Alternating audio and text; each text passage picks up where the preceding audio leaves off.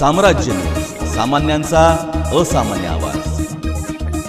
महानगरपालिका निवडणुकीसाठी राखीव जागांचे फेर आरक्षण काढून शासन अध्यादेशाचा आणि निवडणूक नियमांचा भंग केल्याने प्रतिज्ञापत्राद्वारे म्हणणे दाखल करण्याचा आदेश मुंबई उच्च न्यायालयाने राज्य निवडणूक आयोगाला दिला असून शुक्रवार दिनांक 19 डिसेंबर रोजी याची तातडीची सुनावणी ठेवण्यात आली आहे। महानगरपालिकेच्या राखीव जागांची पहिल्या सोडतीद्वारे निश्चित झालेले आरक्षण कायम ठेवण्यात यावे। प्रभाग 24 मध्ये थेट ओबीसी महिला आरक्षण ठेवण्याचे चुकीचे निर्देश निवडणूक आयोगाने दिले होते। त्यामुळे संपूर्ण सोलापूर शहराच्या आरक्षणात छेडछाड झाली।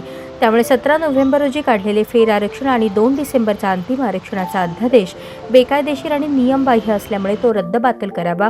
यासाठी राष्ट्रवादीचे नेते डॉ. बसवराज बगले यांनी उच्च न्यायालयात याचिका दाखल करून आव्हान दिले आहे।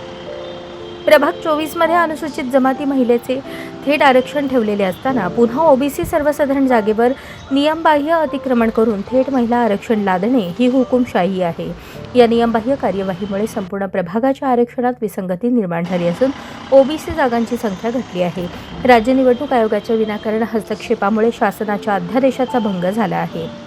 सोलापूर महानगरपालिकेचे 11 नोव्हेंबर रोजी काढलेले आरक्षणच कायम ठेवावे आणि 17 नोव्हेंबरचे फेर आरक्षण रद्द करावे, तसेच 2 डिसेंबरचा शासनाचा अध्यादेश निरर्थक ठरवून रद्द करावा अशी विनंती डॉ. बसवराज बगले यांनी याचिकेद्वारे कोल्हापूर खंडपीठात केली आहे। या याचिकेची दखल घेऊन कोल्हापूरच्या मुख्य न्यायाधीशांनी ती याचिका मुंबई हायकोर्टात वर्ग केली आहे।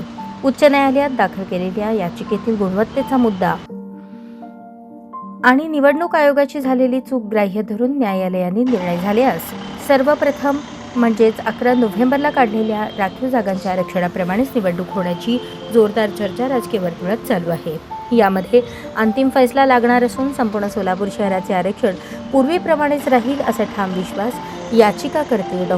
बगले यांनी व्यक्त केला।